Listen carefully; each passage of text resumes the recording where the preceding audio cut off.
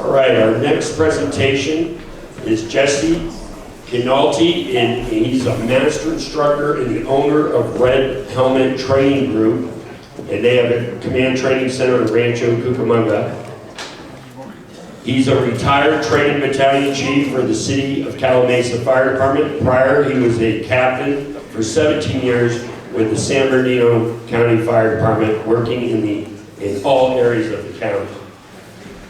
This is the Sawtooth Fire Entrapment, a study in fire and human behavior.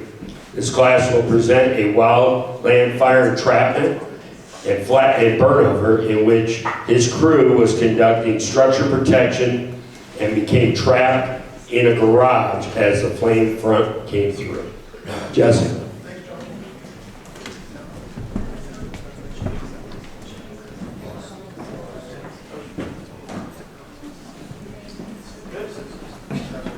Good morning, everyone. Good morning. I've been here a few years, and it always seems like the raffle is rigged. So, thank you. Yeah. So amazingly enough, this presentation, I have been tweaking it for 20 years. You think the PowerPoint would be done, and I just can't stop messing with it. Because as I'm working through the process of this and writing a book on it, which I was hoping to have done by the 20-year anniversary in July.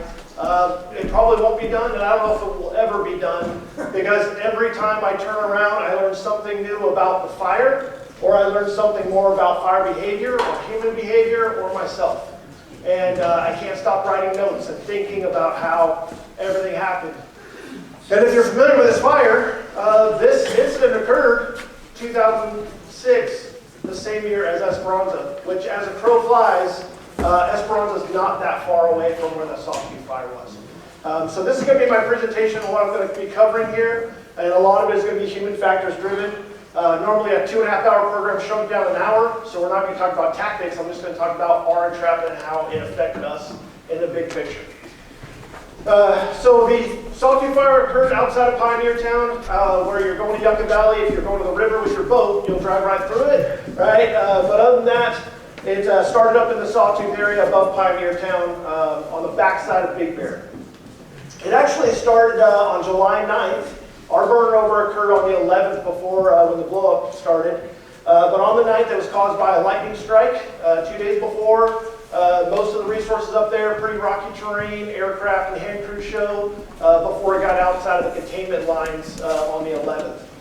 By the time it was done, there was over 60,000 acres burned, 50 homes destroyed, another 8 mobile homes, a dozen homes damaged by fire as well. There was 1 civilian fatality. This gentleman went out to the edge of his property to see where the fire was, and it ran up the chute and caught him running back to his home. And there was also 17 minor injuries reported on this incident, most of these being firefighters during these 2 different burnover phases where we scrambled and got caught in some bad spots. This is actually the progression map of the Sawtooth incident, and where I want to focus here is this small little finger, I'll call it. It's a very big finger, probably the middle one for me, but this, you knew the joke was coming, right? But this is actually where the fire started on the 9th, and you'll see that from the time it went from here, there was a huge thunderstorm that came up over Big Bear, pushed this fire laterally across the desert floor, and then changed wind directions 90 degrees.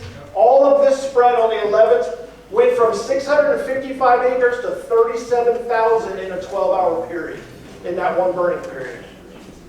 Normally I would have videos of some of the fire progression and fire behavior here, but we're going to speed it up. So we get dispatched on the 11th a little after lunch as part of a strike team task force configuration. Immediate need for 10 Type 1 engines to do structure defense in the town of Pioneer Town. That pulls the engine that I'm working on, engine 421R. We're on a reserve engine in 29 Palms at this time. And a couple of county resources, 121, 122, 36 out of the county fire department in Yucca Valley and Joshua Tree, 451 from the 29 Palms Marine Corps base, and there was also a bunch of CAL FIRE. Back then, 20 years ago, that was CDF, if you're not familiar. So, CAL FIRE, National Park Service, BLM is all responding to this thing. And we are told to rendezvous at the volunteer fire station in Pioneer Town to get a briefing from the strike team here. My fire department at the time, before before 29 Palms Fire Department was brought into the county fire department, we had 2 stations, and both frontline rigs were out of service due to mechanical. Maybe one was backed into a pole without a backer, totally different problem.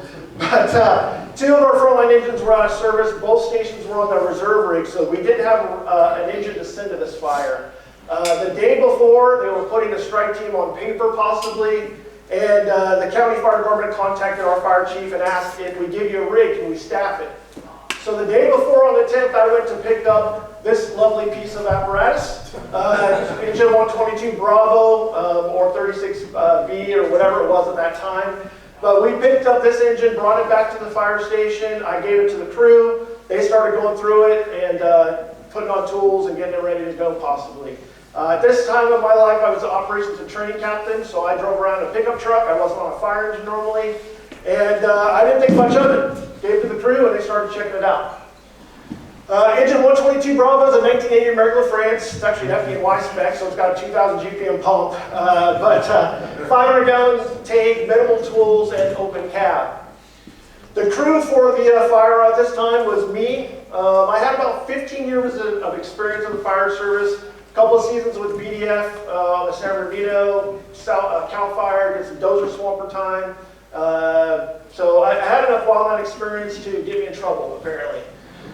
At this time, besides myself, I had Chris Gertz, 8 years of experience with the 29 Palms Fire Department, started with us as a fire explorer, became a paid call and worked all the time, so we pretty much called him full-time. I also had Scott Pylon as the other firefighter. So Scott Pylon had about 2 years with us as a firefighter. And I had Carissa Boyce. We had to make it a 4-person engine. She had about 6 months experience, just graduated the fire academy, and she was with us as well. So I'm captaineering. I'm playing captain and driver at the same time. And this is my crew that I got going in this fire.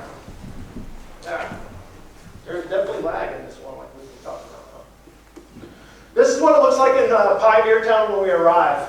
And if you're not familiar with it, this is Pappy and Harriet's. Oh, now I clicked. See, it lags and then it gives me a bunch. This is Pappy and Harriet's Pioneer Town Palace. It's the local watering hole. As far as I was concerned, it was the instant command post because everybody was there. But we pull up, and this is what it looks like when it's coming into Pioneer Town. And if you're not familiar with Pie Town, it's basically an old Western movie set that was built by Dale Evans and Roy Rogers of the time. There's a bowling alley, and a movie studio, hotel, and all that kind of little motel, right? This is, our engine comes in, we move into Larry and Paloma Trail, which is on the edge of Pioneer Town, where it's actually meeting where this fire front's going to come in.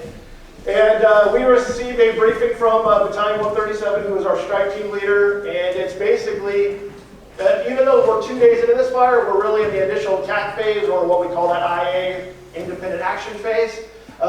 So he says, go down here, find a structure that doesn't have an engine in front of it, start prepping it, I'll come find you. So we go down to Larry and Paloma Trail to start looking for the houses on the edge of Pioneer Town. On our way in, we also get a briefing from Engine 122. The captain of Engine 122 is Bob Campbell. He was actually my engineer when I was at the Feds on the Forest Service side. And Bob says, hey Jesse, be heads up, this thing's doing some crazy stuff. There's already been several entrapments before we even got here.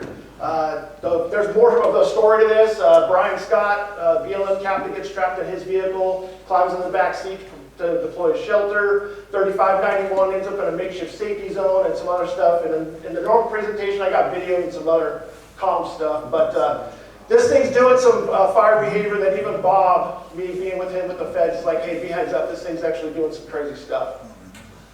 So we arrive at 2 structures, 5622 and 5648 Lariat Trail, and start doing a prep, right? We walk around the structure, start setting up hose lines. Here's my crew up on top of the rig grabbing a hose pack to start deploying a hose line down the driveway or dirt driveway between the 2 homes. The first house, 5622 Lariat Trail, is an old wood frame house with a newly constructed garage going in that is currently in the chicken wire and stucco phase of construction. The homeowner, Dave Bond, is a retired Navy colonel. He owns a real estate business now. He's a big Western memorabilia buff. There's like a covered wagon on the front, a huge like horse statue, bronze statue in the front yard that he melts down to the ground when we're there.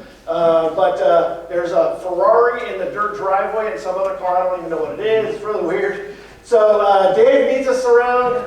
There's like a sun deck that he's up on top of that comes out of the second story of this little A-frame house. He walks us around the house, obviously tells us like, hey, there's food in the fridge, whatever you need, right? And before he drives away in his Ferrari, he says, you're gonna be able to save my house, right? And I said, yeah, we got this, right? Which is part of the human factors we're gonna talk about. So this is 5622, not a great picture, but there's actually pretty decent clearance. It's about 65 feet from the edge of the house to the back fence line, which is pretty much all bare and dirt, to the rear of the structure, and that's the little A-frame house in the garage with this Western motif going on that he's building in this front porch area saloon thing. Second home, 5648 Lariat Trail, is a adobe type structure, stucco exterior, flat roof, detached garage, tons of defendable space around it. And we pretty much determined that this one's probably going to do its own thing. We put most of our eggs in the basket of the first home and say this is our secondary priority after that. So here's my crew set up for structure defense as we go along and get hose lines deployed. So that's Carissa Boyce in the picture on the left up grabbing some hose, Scott Pylon and Chris Gertz grabbing some stuff as well. Somewhere along the line, as we're setting up for the structure defense, we are contacted by our strike team leader that the fire is actually heading away from us towards another community called Rimrock. So we need to redeploy and head down towards Rimrock, and we throw the hose on the back of the rig. All the engines end up heading down that way, and it's hard to see, but you can actually see there's like a knob that goes around. The fire's actually going that direction on that. And this is that first initial wind push that you can see on that map where it does that lateral flank. It does that wind push towards Rimrock.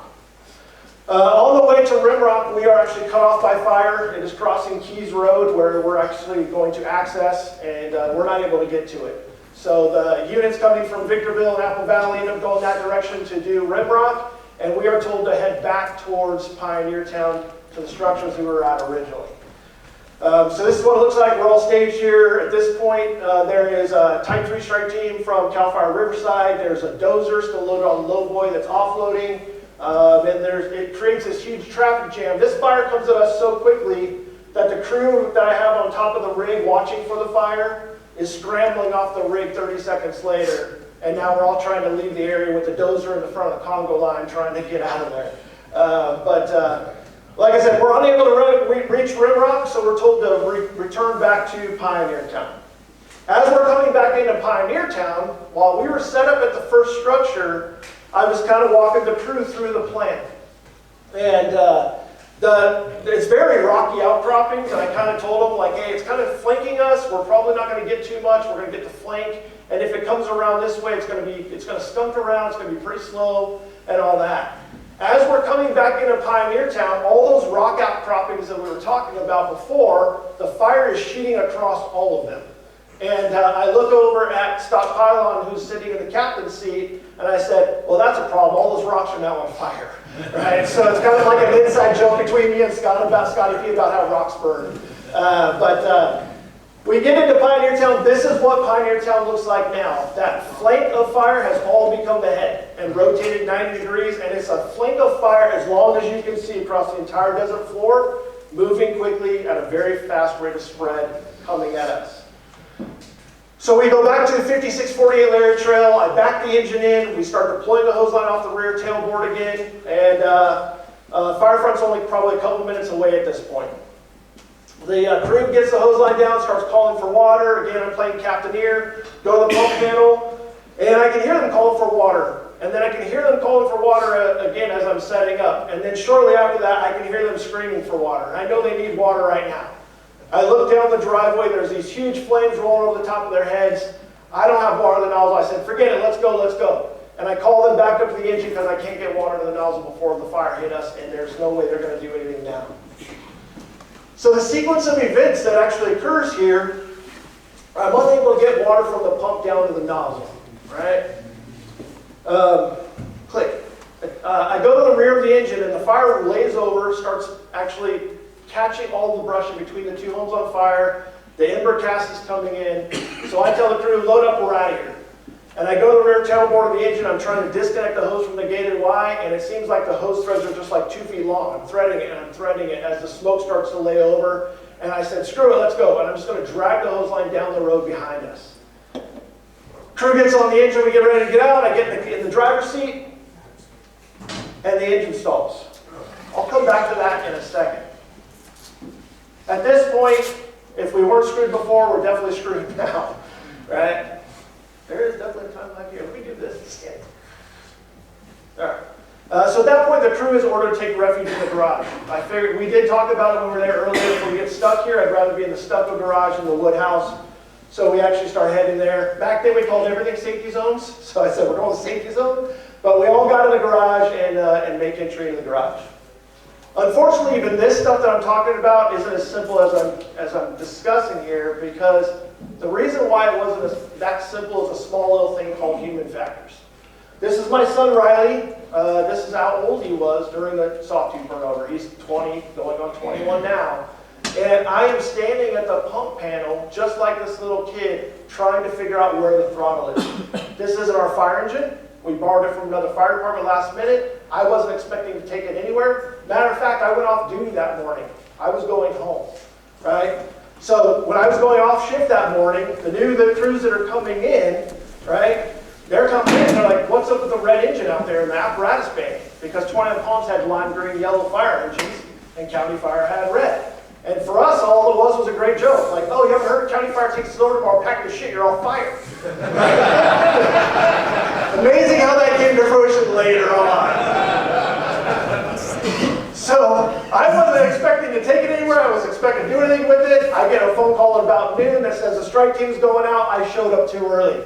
And my chief said, hey, Jesse, you got more wild experience. You're taking the crew out. So I don't know this rig. I don't know the pump. I don't know everything. I'm standing there looking for the throttle. And somewhere during this transaction, Carissa Boyce, my 6-month probationary rookie, runs up to me and she says, Cap, I don't like the way it looks out there. And I said, we're okay. We're all right. Just let me figure out where I can get, and she can tell that I'm frustrated. She's like, what are you looking for? And I said, I can't find the effing, right? Something that starts with F and ends with fire truck, or whatever you think I said, right? But I said, I can't find the throttle. And so now she, as a 6-month probationary firefighter, is trying to help me look for something that she doesn't even know what she's looking for, right? So, somewhere along the line, this is part of what starts off what I call my quicksand theory. And if you've never heard of this before in Human Factors, you might have seen it in the movie The Replacements, where Keanu Reeves plays a quarterback. So it's a fairy tale, right?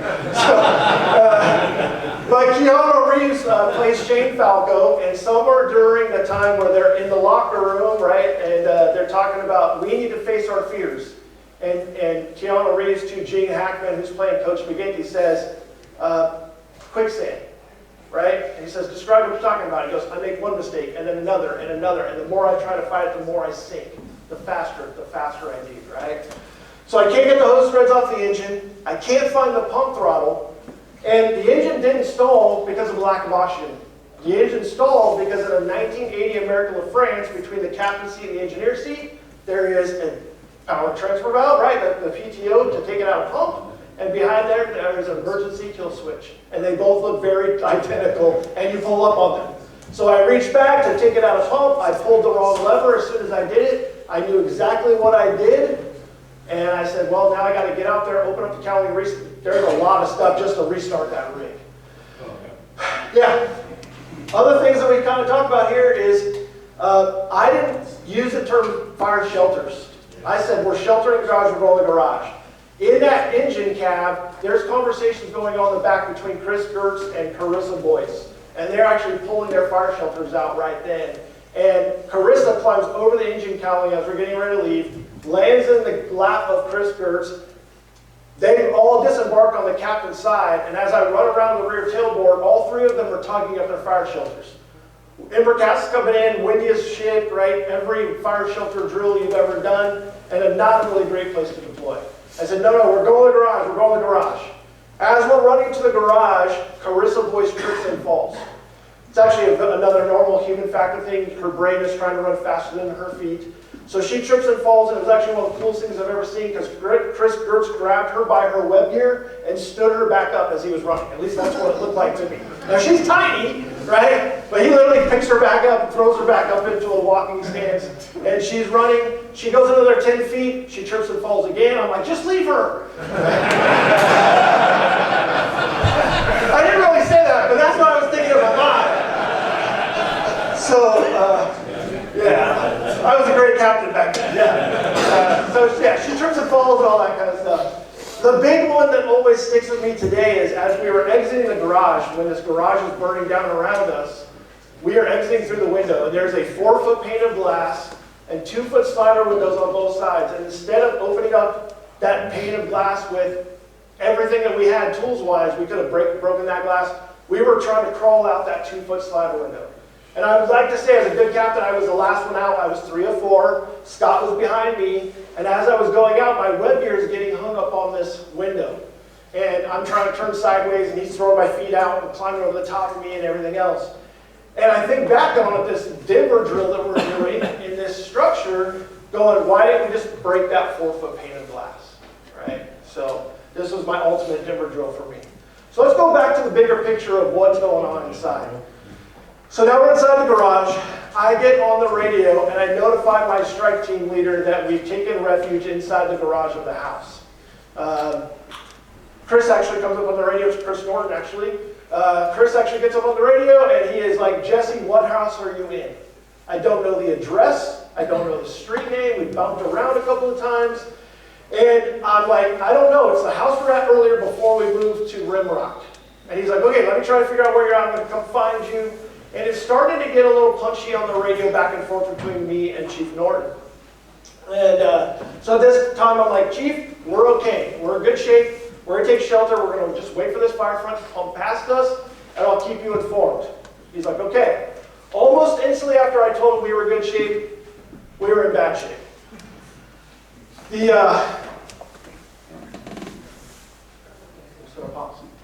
Let's see that one more time. All right, so the back window of the structure breaks out to the heat. That's actually supposed to make a great glass break sound. I don't know why it's not doing it now. It did it when we tested it earlier. And then the wind picks up and starts blowing embers into the garage, and stuff starts igniting inside the garage. So they're actually going through there. My crew is stomping out small little spot fires and using their 1-quart canteens to get the bigger ones. And there's smoke that starts pouring out of the electrical outlet on the breezeway between the house and the garage. So I can tell that the garage is starting to catch on fire from the structure itself. And there's a radio out on the front porch that's playing country music. Now again, this is supposed to play Ring of Fire, and it worked earlier when we tested it too. That's okay. And it wasn't that song, right? It wasn't Ring of Fire by Johnny Cash, because that would be like some Final Destination type of shit. But I can tell you that it was playing country music, because in my mind I'm like, you're going to let me die to country music? That's messed up. Right? I looked up to the big guy, right? I asked Chris, I said, hey, is the engine still out there? He opens up the man door. Now it works. It's playing on the, it's playing on the on the projector. I'll walk through it. Watch. It's going to work perfect. So I asked Chris if the engine's still outside. He opens up the man door. Fire rolls in. He closes it really quick. He says, all I see out there is fire, Cap. I said, okay. I asked for an airdrop. This is actually a C air tanker 421 coming in. Right about the time when we're actually screaming for help on the radio for an airdrop. I found out that AirTech takes a lot of pictures when you scream on the radio. I got a CD full of them, right? And we had CDs. We are basically right there in that swirl of smoke and fire and all that kind of stuff. And the music, country music is still playing on the porch as I'm doing this until it didn't. And the music didn't stop that abruptly. We unfortunately got to listen to the radio milt out on the front porch until it no longer played music. At that point, I'm like, turn it back on. I'll listen to whatever you want. I love country music. Doesn't everybody? All right, so somewhere during this, I'm in the garage. I'm standing up. I'm talking on the radio. My crew is crouched down underneath the smoke. And I'm trying to work through this process of what's going on as it's getting worse. And Carissa looks up at me and she says, Cap, are we going to die? I never thought it at that level before, right? And I don't think I was there yet, because I'm looking at what we're going on. I'm like, I don't think we're going to die, but there's no way we're getting out of here without getting burned, right? That's what I tell them when it all comes up. Like, it's going to hurt a little bit, right? I'm like, there's no way we're getting out of here without getting burned. She's really upset when that comes out on the front page of the newspaper later on, but yeah. This created a huge emotional strife between me and Carissa as time went on too, because she says I put her in a bad spot.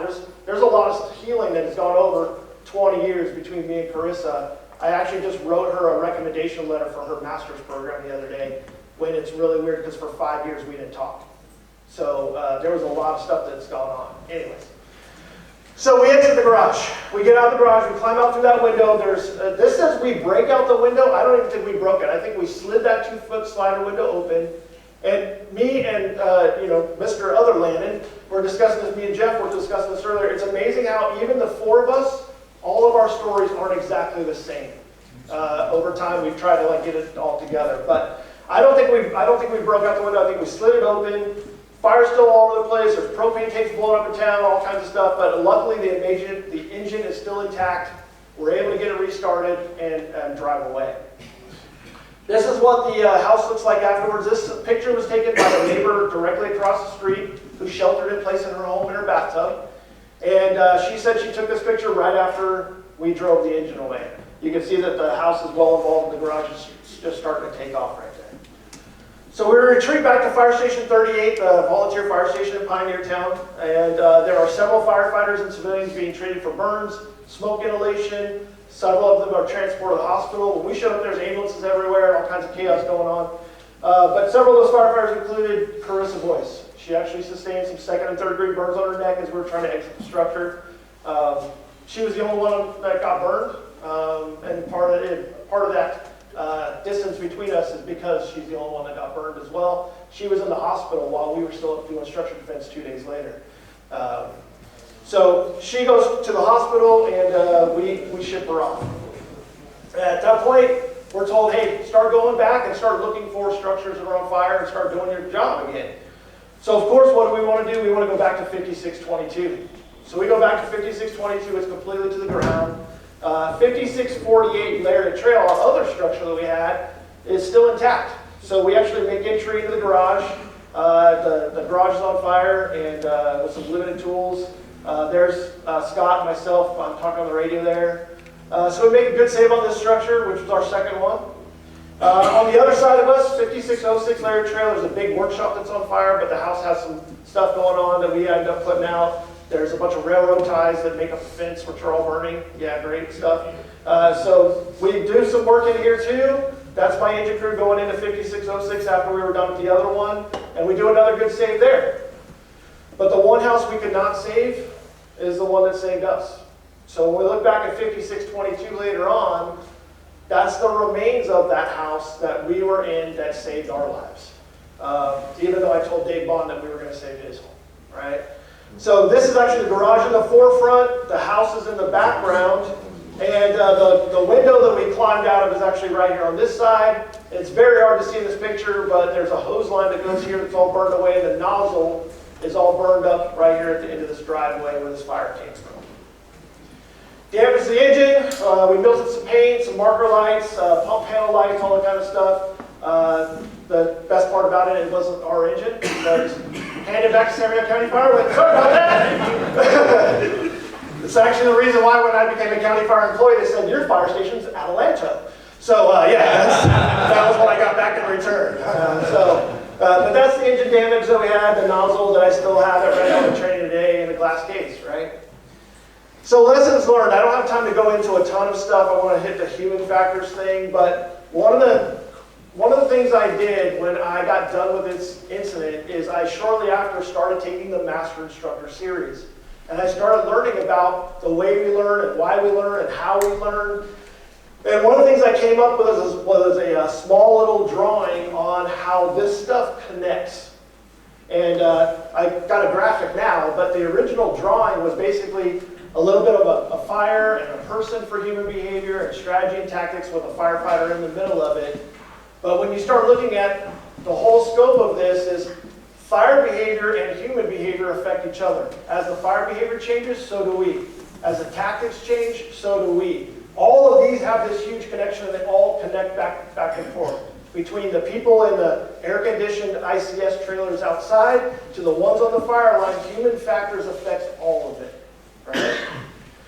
So as fire behavior is changing, we're seeing that all the signs of extreme fire behavior were there. We saw spotting, we saw sheeting, rapid rates of spread, plume domination, we saw all of that. I've had S290, I've had S390, all that kind of stuff. When it all comes down to it, recognizing that it was extreme fire behavior is the first part, changing the tactics is where we were missing the gap, right? Weather on this, because of that thunderstorm coming in, extreme downdrafts, 20-mile-per-hour winds with gusts up to 37, RH was down to 5 to 8. The F-band on the inset estimated the fire spread to be 300 feet per second during our burnover phase. Fuel load, there was a ton of fuel load, a lot of dead fuel moisture, dead fine fuel moisture, and of course the pig was 100%. So pretty crazy fire behavior. Normally I'd show some videos of how crazy the fire behavior was. If you're not familiar with him, Brad Mayhew, he was the lead investigator of the Yarnell Hill Fire. He has done a couple of articles, and one of my favorites is FLCS, right? Because that's kind of the way I take it. It's fire behavior first, because that applies to that stuff. And then he adds that Greek letter delta, because they have to constantly be changing, they have to constantly be updating. When we left 5622 Lariat Trail to go to Rim Rock, we saw a flank of the fire. The fire was spreading away. And we talked about the tactics that we were going to deploy when we were there 2 hours earlier. When we pulled back up to 5622, the fire was completely different, but my situational awareness did not catch up to the current fire behavior we were seeing, right? Or the tactics that we were going to deploy.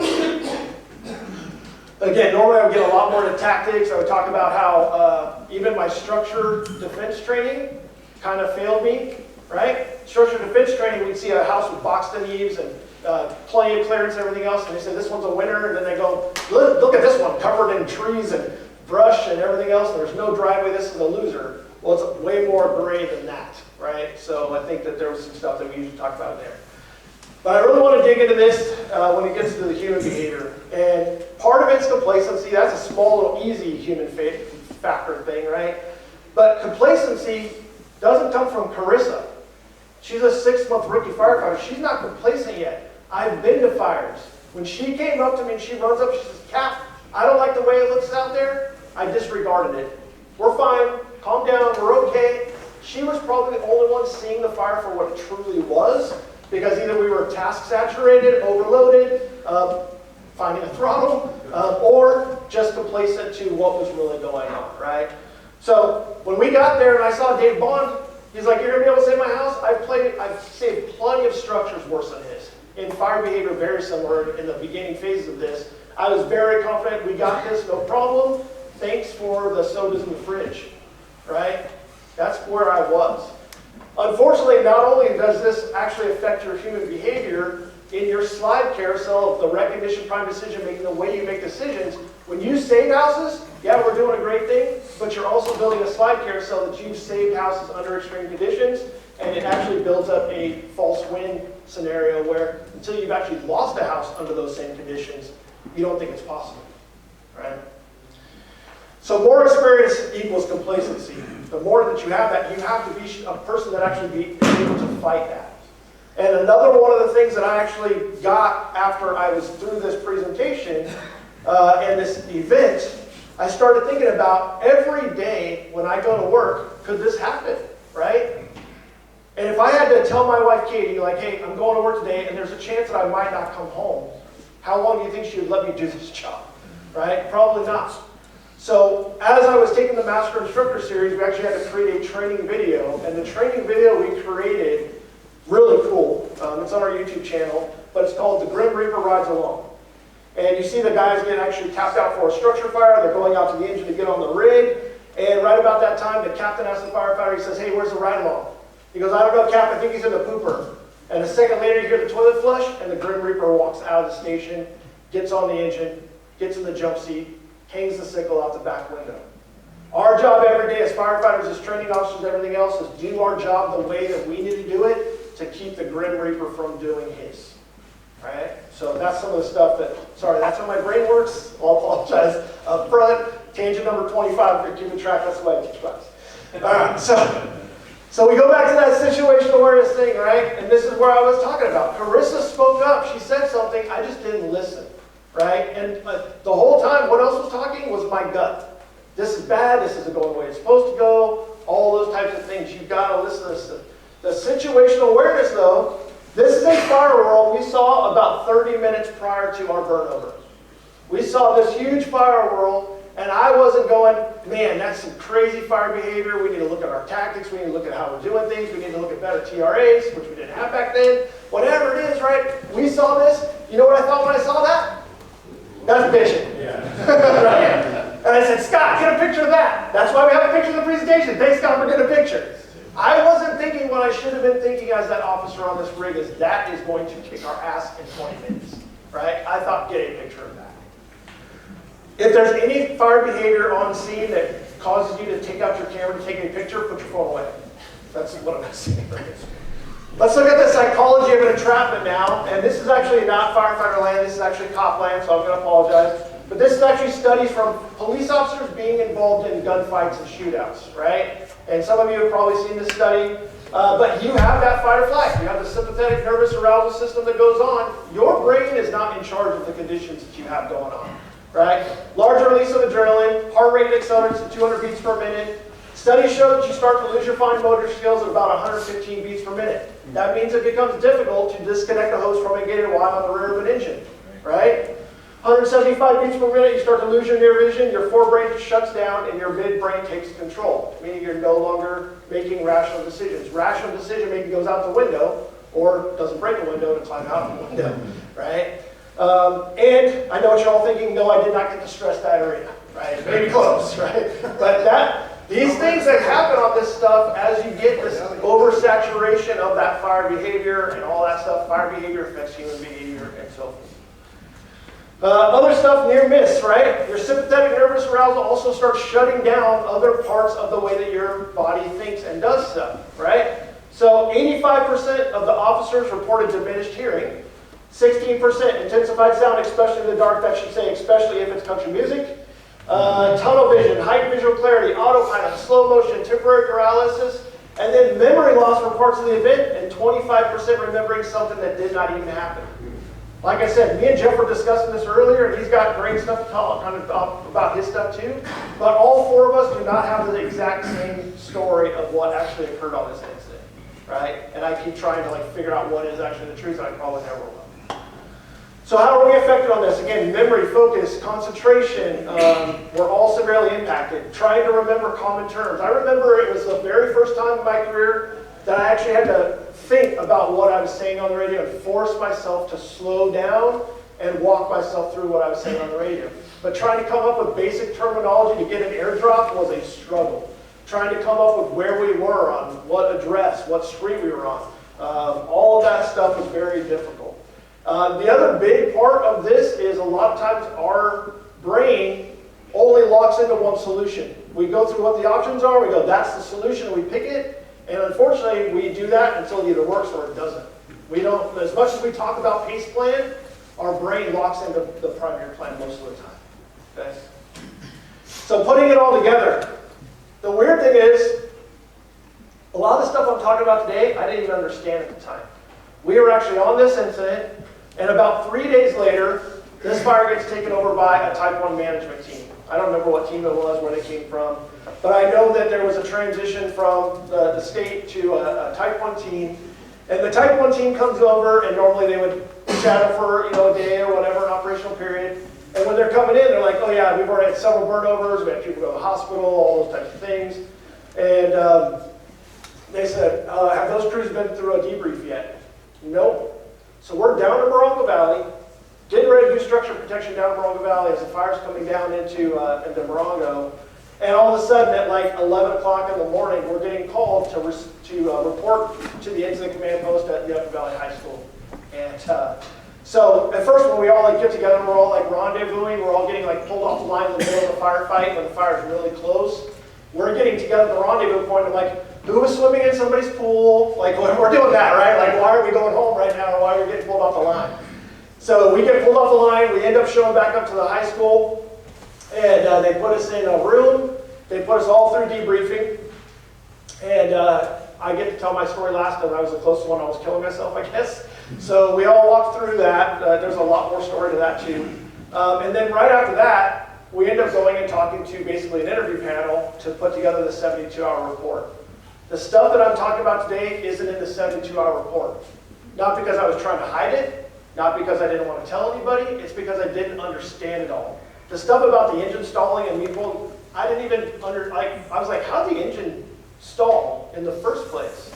I actually had to convince myself that the smoke did it in the beginning, and it was like, no, it was my dumbass that did it, right? So what really put this together is that 72-hour report came in, the after-action review comes out. That didn't fix what was going on because it wasn't really shown to the pure light that it was. I was contacted by the Training Officers Association to come into their annual entrapment seminar in Costa Mesa. Hey, we heard you were an idiot and you almost killed your crew, and you come down and give a presentation. I'm like, yeah. So I started putting this PowerPoint together that's been through 2,500 revisions by now. But I started putting this presentation together and started asking those questions and started talking to my crew. That's where this actually came from. The first time I had to present this class to try to figure out the why. So after the fact, how were we affected, right? Dreams, nightmare scenarios, that's actually my crew, Chris Gertz. Chris is actually the baby of the group, but he just had a baby. Babies having babies on the fire department, right? I think he's like 19. But he was actually having dreams that he died in a house fire. And he was telling me about his nightmares that he was having. Scott Pylon was like my normal shift firefighter that I worked with all the time. He didn't really talk about it a lot, but we had this bond that we would go to other calls that were going sideways, and we just throw each other a look like, hey, let's not do something stupid on this call. And then for me, I know this, I would play out the scenario in my head multiple times, all the time. There was a time that I was sitting in the captain's office doing a report or something, and the crew was calling me to come to dinner. Q, dinner's ready. Q, dinner's ready. And I'm not responding. And they do it over the PA system, all that kind of stuff, even though I'm in the next room over, right? And so finally somebody comes into the captain's office and knocks on the door like, hey, Jesse, dinner's ready. And I kind of came out of it, and I knew that I was playing through Sawtooth in my head, right? So this went on for quite some time. And right about the time that all of us were starting to talk and we were starting to come out of it, Esperanza occurs in October. And whatever progress we did make was completely... The media, we were back up at the site probably 20 times after the burnover over the next couple of weeks. And then the media was also calling me again after Esperanza to kind of get a follow-up story, and I said, no comment, I'm not doing that, right? So as we've gone through, red helmet training exists today because of this burnover. One of my instructors talks about how this is actually my form of post-traumatic stress outlet. So getting 2 6,000 square foot buildings with rent and electric bills, my post-traumatic stress is a dumb idea, right? But this is actually the reason why we exist, and from red helmet training we came up with, we want to teach under these 6 T's, right? This is how we teach everything and what we look at for training. So this is the 6 T's that affect your fire service learning. First and foremost, how do we train? Training officers of experience, training captains, training people, all that kind of stuff. How are we training? If you're going out to do your annual wildland progressive hose lay in the brush up the hill versus how we used to do it upland, right? At the park, around the slide and the playground with mommy and me's going on, that was wildland progressive hose lays to upland, right? So how do you train? If you're not training for real, then it's going to affect you later on, right? I got it. All right. Testing. How do we test the training that they've actually had, right? And I'll give a quick example. I can give multiples, right? But when we go out to do our ladder training in the tower or the academy and everything else, and they're getting tested on that, that ladder is literally on the ground or the apron of the tower or in the driveway of the fire station or whatever it is, right? I've never been to a structure fire yet when I pulled up on the street, the ladder's laying in the middle of the street. We've had to grab it off the rig, so why aren't we testing that way, right? But there's a ton of examples of that. How do we teach? What are we teaching? And I'm a big fan of effective learning domain. The cognitive domain, the head, the brain, all that kind of stuff, the knowledge of things that you know, the manipulative and the psychomotor skills, throwing a ladder, but the effective domain is the heart.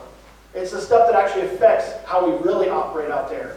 If you have a firefighter up on top of a roof cutting a hole to do ventilation, and they're not wearing gloves, or they're not wearing a mask, it's not the cognitive training, It's not the psychomotor training, because somewhere along the line, both of those they've done them. It's the affective domain that they go, it's too hard to start this off, I wear gloves, or I won't look cool, or whatever it is. The affective domain of learning all comes down to case studies, like we're doing here, tabletop simulation, we do a red helmet, like whatever it is, we want to try to tap into the affective domain for training as much as we can.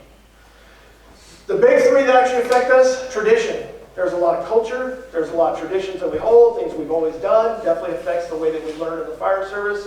And then the two big ones that I'm in right now, triumphs and tragedies. Most of the way that we learn the fire service is through that slide carousel building, and the things that we've done well and the things that did not go well are the big way that we learn. So we have to make sure we capture those things, continue to spread those, tell stories, or however you're going to do that to make sure that stuff continues on. Because I think we've heard at this conference plenty of times is, we're not coming up with new ways to kill ourselves, we're just doing the same stuff. We just got to learn from the past things as well. And hopefully I'm trying to do that. And then there's one more tea I'm going to add in just because he was here last time. Yeah. Totally different tea, right? Even the sparkling gold works out, that's great. So, you can survive an entrapment. I think when it all comes down to it, good communications. This is the burn table from Red Helmet training, but yeah, you got to be able to communicate with your crew, understand command presence, and leader's intent. There's a lot of stuff that we can talk about for hours on communications alone. Concentrating, go out and train with your crews, train with your department, whatever it is. Don't give major reports, that's always bad. Faith, wow, that was quick. All right, faith, obviously. There was somebody else taking care of us that day. As much as I pulled the emergency digital kill switch, that guy up there did that to say like, yeah, you're stupid, but I can still fix that one, right? So yeah, that was definitely what was probably the big thing. And then luck. We got lucky. That's what it really all comes down to. We got lucky. This is the 1-year anniversary. Carissa, Scott, Chris on the side, me standing up. This is basically where we were standing to the man door of the house while they were crouched down at the door, me standing behind them talking to smoke, and the fire's coming from behind us, and it's already through the window at this point. So, to wrap up, this is my son Riley. Like I said, he's 20 now. This is my daughter Loria. She is 11. She's a black belt in Taekwondo. A lot of cool stuff. Slow down, it's clicker. But she is a Sawtooth baby. She was born after this. And her birthday is July 10th, and the Sawtooth is July 11th every year. So every year we literally get to have her birthday that wouldn't have happened, and then the Sawtooth anniversary the day after. So yeah, the 20-year anniversary will be another great time to say, hey, I get to hang out with my kids. All right, I'm going to wrap this up. If there's other stuff you want to see on this concept, because I took a lot of videos out, a lot of material out, I do a show called Firefighters and Fire Trucks Getting Ice Cream, much like Jerry Seinfeld's Community Cars Getting Coffee. And I travel all over the country and grab old fire engines and old instructors, and we drive to an ice cream place and talk shop. We're actually recording season 3 right now. We've been doing it for several years now. And but I've had John Salkin on there. I've had Chase Sargent, like a bunch of heavy hitter fire service speakers. But there was one that we actually called Return to Sawtooth. And me and Scott Pylon, who was one of my crew members, drove back up to Sawtooth in 1982. It wasn't the exact engine, because I don't know where that burned up engine is. You guys might know, right? But we actually drove up in a very similar American LaFrance that brought back a lot of good and bad memories at the same time, and drove all the way to Yucca Valley and Pioneer Town in that rig, talking about Sawtooth, walked the site. It's actually the only Firefighters and Fire Trucks Getting Ice Cream that we actually, it's a 3-part episode because there's so much stuff in there. But you can see some of the videos embedded in there and do more research. So that's my presentation. Thank you once again for bringing me out. I really enjoyed my time. And any questions? Jeff. You knew I was going to. Yeah. Oh, shit. So getting back to the psychology of this, if I followed you correctly, you made one radio transmission to your strike team leader. We should be okay. The next radio transmission is send me an air tanker and an air cross. Is there anything in between that? It was literally just the glass breaking that changed everything. Right. Because I was like, yeah, the structure's holding up. We're in a chicken wire stucco garage. But as soon as the glass broke out due to the heat, everything changed. Was there a hesitation in your mind? There's an old comedian named Shelley Berman who says, You'd rather die than make an ass of yourself. Because you just said, hey, I'm okay, and now all of a sudden you have to call for an air tanker. There was like a moment of, God, I don't want to do this. I think the good thing is I knew that like I didn't have a choice to do that. One of the questions I was asked, I was actually at teaching this program at a captain's workshop for, I think it was Arcadia Fire Department. It was just their captains. One of the hardest questions I've ever answered after this presentation is, do you believe this fire affected your leadership ability or your command presence with your crews? And never really thought about it before, but amazingly enough, after I left 29 Palms Fire Department, I went to Upland as a lateral captain testee. I came in as the very first lateral captain they hired. Probably 6 months into there, like, that's the last outside captain we're ever going to hire. But then they brought Chris Bowden on. So, but when we were there, I was probably there for about 2 years when I was asked by the training chief to do the RT-130 presentation for the year. And up until probably a week before then, I struggled with, am I going to give them the Sawtooth presentation? This is a new fire department to me, these are new people to me, and if I actually do this, if I'm working at the strike team station, they know they're going with Q, are they going to worry about me putting them in this spot, right? Yeah. Did you have a second fault there, Jeff? I think there was another question there. Yeah, I was just wondering if you had that moment. I don't think so. And I don't, truthfully, the time, I don't even know between we're good to bad. Like I said probably here like 30 seconds later, but was it 5 minutes later, 10 minutes later? I don't even know how long that was. It's amazing how that, yeah, and 20 years of it now. So, true. Yes, this was really cowboy firefighting. 20 years ago. Stalker, Duffy, Cat, Norton. We didn't establish good command posts. We didn't have good accountability. The lightning fire should have been picked up originally. The water fire was breaking out at the same time. Resources were there. It was cowboy bumpers and firefighting. It was. We've obviously changed a ton of things, but here's another one that I kind of talk about too, is when it all comes down to it accountability-wise, right? Pass tags and Velcro and all that doesn't solve accountability problems, right? Magnets hopefully help, right? But what true accountability is on the fire ground is the crews are operating where they're supposed to be operating, they're doing what they're supposed to be doing. If they can't get it done or they're operating somewhere else, they let that IC know. And that goes back to that, what you're talking about is the initial attack phase and everything else, and there's a lot of movement and everything else. Now there's obviously plenty of technology that's trying to overcome those hurdles today, whether it's tablet command or whether it's GPS tracking on hand crew, web gear, whatever it is. I think that when it all comes down to it, hey, if I'm not going to get this done, be honest with yourself and say we're not going to be able to do it under these conditions. And going back to that human factor is, I basically told Dave, we're going to save your house. Because that's what I truly thought. But if we had to go to a structure to protect it, and we do AMAs for medical calls all the time, right? Up to the point where we're on a stub toe and my firefighter medic is saying, up to including death. Like those are the phrases we use on an AMA. If you had to go to a structure that you're defending, Dave Bond is there. Hey, before we have you leave and we're protecting your structure, I need you to sign this stuff. You understand that if we actually sit here at your house to try to protect it, we're going to drink all the stuff in your fridge and y'all eat food. Yeah, good. Right, sign that. Next one is, you understand that we could get injured. Yeah, I understand that. Do you understand we could die? I need you to sign that. Do you understand if we die, there's going to be more at your house and there's going to be staff rides?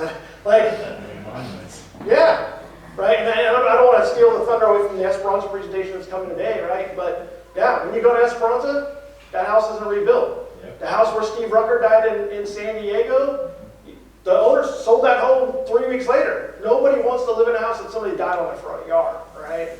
But I might be going off on a tangent, but that was definitely part of it. Is I'm telling Dave Bond, like, yeah, we got this, and we probably put that in position. That time's up. Yeah, Doug. Go ahead, Doug. Okay. One of the things that just strikes me is we kind of glanced over the thunderstorm issue. Because you only gave me an hour. I know. I know that because I've seen your class. What I just want to say to the body is that when we look back in history, Man Gulch was thunderstorms. South Canyon was thunderstorm. Granite Mountain was thunderstorm. We had multiple burnovers on Sawtooth. When you think about that, let's remember that the leading edge of a thundercloud can mess with us 20 miles away. So when I teach my classes, I know I throw that in all the time, and I just want to make it loud and clear to everybody. We really need not to leave that out. That's this season, by the way, with the monsoon. Yes, it's coming this year. Two parts to this. Thank you for sharing your story. Thank you, sir. Yes. So is your staffing model at that time that you had to drive and be the captain? Was that the staffing model for your organization? It was. Thrown into that. Technically, the model there was much like a CAL FIRE model for many years.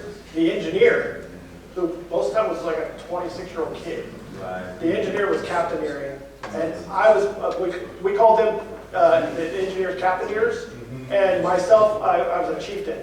Even though I was a captain, I was operating more like a battalion chief most of the time. I would go to fires as a commander or safety officer. And it's amazing that CAL FIRE, that's been the model, because it's a task saturation right off the bat. You're trying to drive, talk on the radio, and manage. And secondly, you got thrown into that position, and I know you kind of exposed it. How much time did you actually have to check out that rig? I did not check out that rig. I know, that's my point. Yes. So how much time did you have? And that goes into being time on the job, getting complacent, getting all the moving parts with all your people together. You're going on a incident as a strike team so you can get distracted. And another thing we can overlook on some of those basics. So I guess what you did relay, not so many words, but taking that time Yeah. for being prepared. Well, and LA is a prime example, right? It's Sarasota County, right? Every fire station you go to, well, this is a different pump than that one, and this drives differently than that one. And that's not the nuances of, you gotta wiggle this truck twice and then, turn around 3 times, But it was a situation, and at this time, I was a young, early on captain too. Today, it's like, yeah, we're not taking that from the cab engine anywhere. Right? That's what it should have been, but that's a totally different thing. So, yeah, knowing your equipment is obviously a huge thing, because knowing your equipment helps with getting rid of that fog of war of the other stuff, right? I commonly do a thing with my firefighter where we go out to an abandoned house in Hesperia. Very easy to find an abandoned house in Hesperia. But we do this life fire drill, right? Hey, there's somebody inside the structure. It's immediate rescue. No 2 in, no 2 out. We're going right inside the front door to save lives and kiss babies, right? So we pull up. The engineer sets the brake. And as soon as we do that, the firefighter pulls a hose line. I give a condition report on the radio, and I go do a 360 to the structure. I meet them back at the front yard nozzle. We get masked up, gloved up, and then we go to the front door, right? The older and the fatter I get to the nozzle, I go, but whatever that is, from the time the air brake sets until the time we're ready to make entry, how long does that take? 2 minutes, 3 minutes, right? My goal was to do that drill in 2 minutes. On a basic 1,500 square foot house, I want to get it down to 2 minutes, right? So the very first time I do this with a firefighter that's new to me, we do the drill, we get masked up, gloved up, we stop the time, the engineer goes, 2 minutes and 50 seconds, or whatever time the engineer says. I don't know what time it was, I just know engineers do everything in increments of 50. Pump at 150, bake at 350, get it at 750 in the morning for 8 o'clock. But the whole core of this drill is as soon as that time stops, I take that firefighter, I have them take their mask off, we go to the other side of the fire engine, and I say, what color is the house? How are you forcing entry? What's the closest window to the door that we're going through? Those are the questions I'm asking. And the reason is I want them doing their own size up and having that tactical firefighter mentality. But until you've gone out and pulled hose so many times, they don't have to worry about, oh, did I flake it out of the pre-connect bed? Do I go around this tree? Until you've done that so many times to get rid of the fog of war of your knowing your equipment is only when they can actually start looking at the fire and seeing it in a bigger picture. So, yeah, it's crawl, walk, run. There's a ton of stuff. Thank you. Yeah. All right. Any more questions?